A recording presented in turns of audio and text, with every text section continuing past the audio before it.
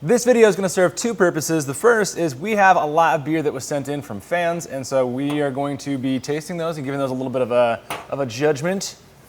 And also to apologize, because some of those beers are pretty old. It's been a while since we've been able to do this. We want to, at the end of this, kind of announce that we are going to try to pick back up our live streams, but we want a new strategy for that. And so if you have ideas of what we can do to make the live streams that we used to do a little bit better, that'd be helpful to post those in the comment section in the area down below. We want the shows to be a little bit more episodic, so that instead of it just being an everyday Q&A, it has something new to offer every single week. I think that's going to help quite a bit. So we're working on a content strategy that's going to not only have more live streams, but more videos coming up. All that said, let's try some beers. First, we're going to start off with a Simon's Fresh Hop. And either you're really, really on top of fresh hop season this year, or we're really bad about drinking beer. I'm going to say that it's probably just us being really, really quick at drinking beer, and this is from yesterday. Yeah, so. A little bit of fizz. Yeah.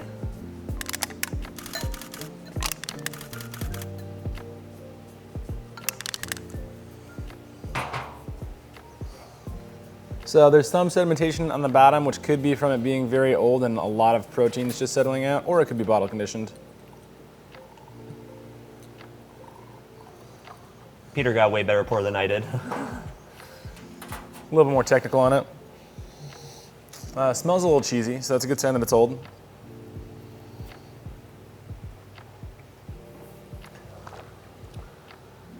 Overall, not bad. It's a little cidery, though. Well, it's definitely past its prime. Yeah. But I can tell that the base was probably really good when... Yeah, it ended up clearing out quite a bit when it got into the actual, like the pour of the beer itself, which it's probably just from it like lagering in our fridge for over a year. Yeah. So Simon, sorry about how long it took us to drink this beer, but for being what I assume is a very old fresh hop beer, at least a year, if not more. Yeah, it's beer. It's holding up. Yeah.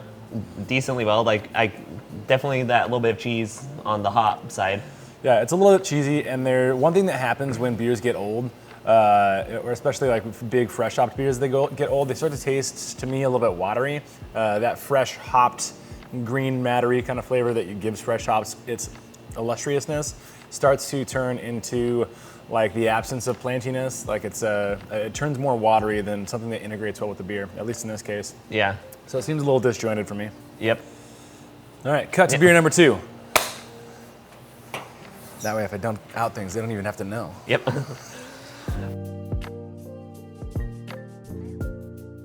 you want mystery or do you want the mango?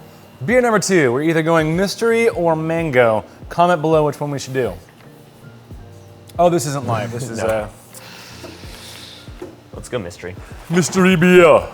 So if you do send beer to Genus, make sure that you label it so that way we can give you credit, we know what it is, and we also know when we got it. Yes. Nice golden blonde ale looking color. Maybe a little bit of an oxidized tint, but hard to say. I'm not really getting anything on the nose. I get some souring stuff on the nose. Yeah. Like floral mixed with caramel. I'm guessing this was intentionally vanillaed. It's like vanilla blonde. Yeah, there's something else in there. Tastes like a tea, like a chai tea or something like that, or like a... Oh, I bet you this is someone's attempt at a tea. Whatever that floral is. It turns into a little bit like perfumey and like almost in the chemical perfumey way though. And I don't know Almost if that's soapy. It's like, I'm getting a little bit of that kind of soapy. Yeah, I don't know if it's from whatever adjunct was used or if it's from over time this thing did slightly oxidize and get sherry, cardboardy kind of flavor. Mm-hmm. It's not super deep colored like I would expect as an oxidized, but there's a little bit of an oxidized tint to it. Yeah, I can see it in the bubbles. Yeah. It's like almost that purplish starting to come through. Yeah, so it could be partially oxidized, a little bit cardboardy, and that's turning whatever floral component was into that, stale paper kind of flavor. Not sure if that was on us or if it was a packaging thing. There's a chance that it was packaged with a little bit of oxygen in there or a little bit of, bacteria that could have done some stuff over time. So I'm not sure. This either was really good and now it's our fault because we let it sit too long, or it went into the bottle maybe okay, but because of packaging, maybe turned a little. The only thing, as someone who does a lot of bottling, make sure that your bottles are super clean is the biggest thing if it's the bottling. And then I personally run, after I make sure my bottles are super clean, I actually run them through the dishwasher to sanitize. Heat sanitize. Kill it with fire. Kill it with fire. It's an interesting beer, at least. Yeah, I'm wondering, there's also a little bit of a DMS into it. It took me a while to get that, but there's a little bit of like a canned vegetable flavor too. Okay, yeah. So I'm wondering if it was all grain and what all went into it, and I'm willing to bet there's something like vanilla in there, but if this is your beer, let us know if I picked that out correctly, and I'm sorry if we took too long to drink it. We're sorry on all beers if we took too long to drink it. Yeah. Bottle number 3 is a hazy mango IPA from John Strubble. John Strubble. 909. Where's 909 from? California? I think so. 909 area code. Riverside and San Bernardino area. I may be brewing with, or meeting John here in the near future because I think he's part of IBU. John, like this John? Yeah. Since we're doing a brew day at Hayden's. So. Perfect pour. Mm-hmm. First comment is it does not look like it's hazy, which is probably us letting it sit too long. Yeah, I probably just clarified. It's got a little bit of like green pepper note to it. Yeah. Hazy mango. Sometimes that can come from the bitter side. The beer being overly front-loaded with hops while the kettle's still warm. Doesn't have to be like full boil, but sometimes I get, depending on the hop, that turns into like a green pepper kind of note that goes alongside the perceived bitterness. And also depending on how you add your fruit too. I can sometimes get a little bit peppery with certain fruit additions. This one's not bad. I get mango on the nose, I actually do. Yeah, I get a little bit of mango. Overall, just like a bouquet of a lot of hops that are done pretty well. Yeah. This is actually a really nice. I'm enjoying this. Good job, John. Yeah, I was gonna say I don't have, color's beautiful. Yeah. Again, other than not being like hazy, but that could be us. That's probably us. Yeah, on the palate, there's a good balance of perceived bitterness and subtle malt character without being like too big. It's not too thick. It actually comes across on the thinner side for a body, which for most IPAs I think is appropriate. Hazy's not necessarily as appropriate, but yeah. But I mean, if I'm drinking this like a standard pale ale turned IPA, yeah. Yeah. No, I keep doing this. Yeah. This is some nice berry notes in there. Some floral quality. I'm very interested to know what hops you used. Yeah.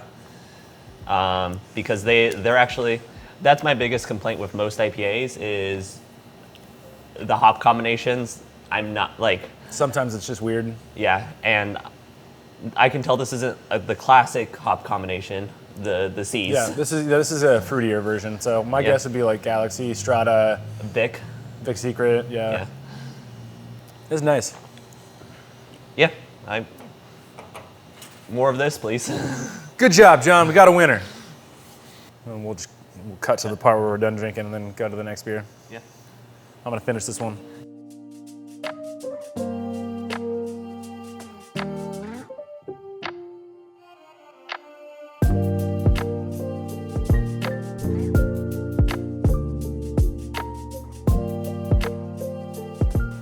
Oh, hey, Peter texted me. I don't know what he texted me about. Probably something stupid. Yeah, he's kind of a jerk. Ugh, ow. Colby. All 4 of those made it into the garbage can. Yep. That's the garbage can clinking sound on the ground. So next we're going to drink a Kentucky Common from Daniel Weber, which I've met Daniel and he is an absolutely delightful, lovely person. And he properly labels his beer. Oh yeah, he's actually done some of the best second best labeling as we're going to get into the best labeling here in a moment. Sorry, Daniel. Yeah. But you probably know who did the best labeling. So. Kentucky Common. Kentucky Common is a dark lager, noted for its corniness. Can also have some caramel malts in it historically, although I like to avoid those. What's the classic Kentucky Common hop? Cluster hops? Something Yeah, like that? yeah, I think cluster. Anyways, old school American dark lager. Yep, steam beer is also in the same kind of category as Kentucky Common. The steam beers are going to be fruity-ish, and Kentucky Commons are just going to be, I don't know, malty sweet. Yeah, I was gonna say that kind of corn sweetness. Oh, I definitely get the sweet nose. Yeah. Just a touch of dark malt comes through, especially on the palate. So you've got a little hint of that roast from, I'm gonna guess black malt was used. Maybe it could be a carafa though.